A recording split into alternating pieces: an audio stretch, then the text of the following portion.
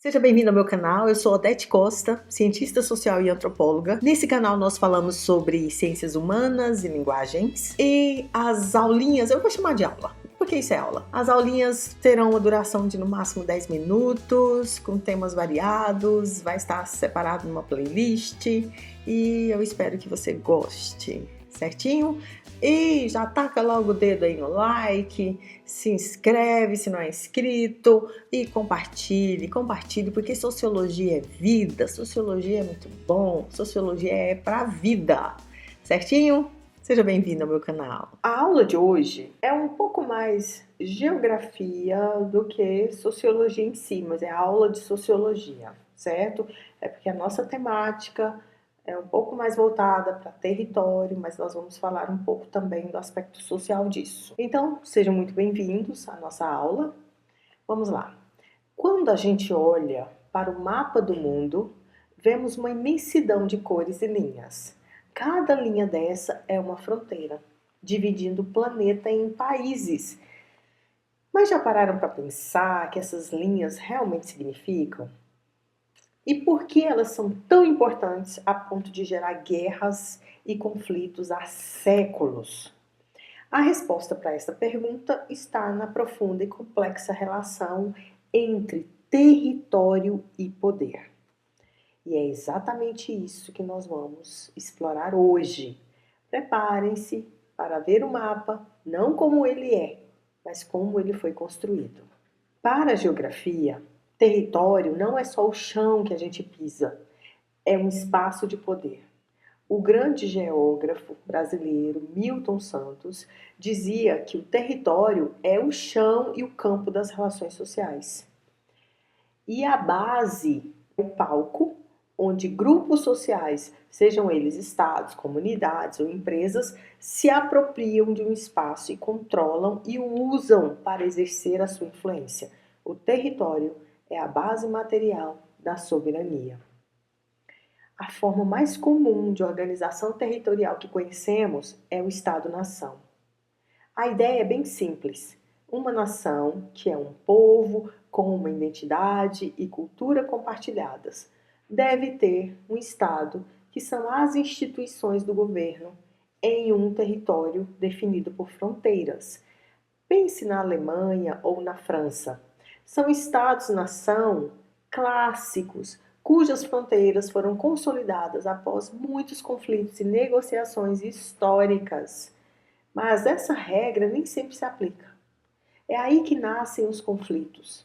O povo curdo, por exemplo, é uma nação com dezenas de milhões de pessoas, mas eles não têm um estado próprio. Ocupam um território que se estende por 4 países: Turquia, Síria, Iraque e Irã.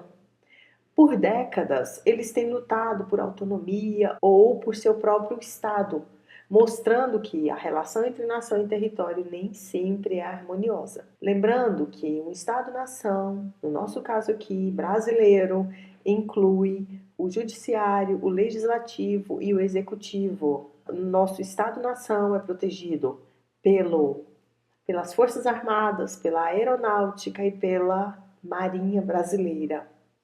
Certo? Vamos para a parte 2.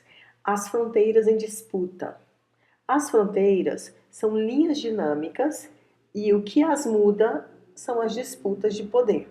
Vamos ver algumas das principais motivações para esses conflitos. Disputas por recursos naturais. Onde há riqueza, há conflito. O controle de recursos como petróleo, gás ou água é uma das maiores fontes de disputa territorial. Um grande exemplo é o Mar da China Meridional. Vários países, incluindo a China, o Vietnã e as Filipinas, reivindicam ilhas e áreas marítimas ricas em petróleos e gás. A China, em particular, tem usado seu poder para construir ilhas artificiais e bases militares, desafiando abertamente o direito internacional e mostrando que, na prática, quem tem mais poder militar pode redefinir o território. Outro caso emblemático é a bacia do Rio Nilo. O Egito, Sudão e Etiópia dependem da água do rio. A construção da grande barragem da Renascença Etíope pela Etiópia gerou uma enorme tensão com o Egito, que teme a redução do seu fluxo de água. De repente, a água se transformou em um recurso natural, em um ativo estratégico de poder, capaz de alterar as relações geopolíticas da região. Outra coisa, fronteiras de exclusão e controle de migração. As fronteiras, que não são apenas linhas no mapa, são também barreiras que controlam o fluxo das pessoas. Países ricos constroem muros, como a famosa barreira entre os Estados Unidos e o México, para limitar a entrada de imigrantes. Essas fronteiras militarizadas não são apenas um muro de concreto. Elas simbolizam a enorme desigualdade entre dois países e a luta por melhores condições de vida. Outra coisa, disputas ideológicas e geopolíticas. As fronteiras também mudam por choques de interesse entre grandes potências. Um dos exemplos mais recentes foi a anexação da Crimeia pela Rússia, em 2014. A Crimeia era um território da Ucrânia, mas a Rússia, sob a justificativa de proteger a população de língua russa, a anexou a essa ação e violou a soberania ucraniana e reacendeu as tensões entre Rússia e o Ocidente, nos lembrando que o poder de uma nação pode, de fato, reescrever as fronteiras de outra. Agora vamos concluir. Vamos para as fronteiras que mudam. Para fecharmos a ideia principal que eu quero que vocês levem dessa aula, é o seguinte: as fronteiras não são naturais e nem permanentes.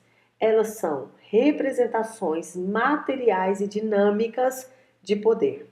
Elas se movem, se transformam e dão resultado de negociações, conflitos, interesses econômicos e choques de ideologias. E para exercitar esse olhar, pense comigo, a disputa entre a Argentina e o Reino Unido pelas Ilhas Malvinas é por causa de quê? É por petróleo? É por petróleo? Será? Ah, não, é por nacionalismo. Será? Ou é pelas duas coisas? A resposta é o que está em jogo em todas as disputas territoriais: o controle do espaço para exercer poder.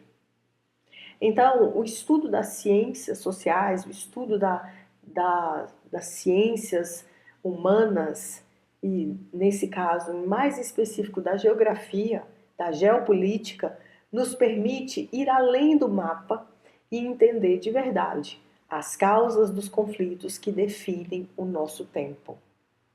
O Brasil que se cuide em relação aos nossos minérios, porque tem gente com olhão em cima das nossas riquezas minerais.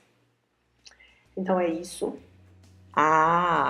Certinho. Então chegamos no final. Eu espero que você tenha aprendido sobre o assunto de hoje e se cuide, fique bem e até a próxima.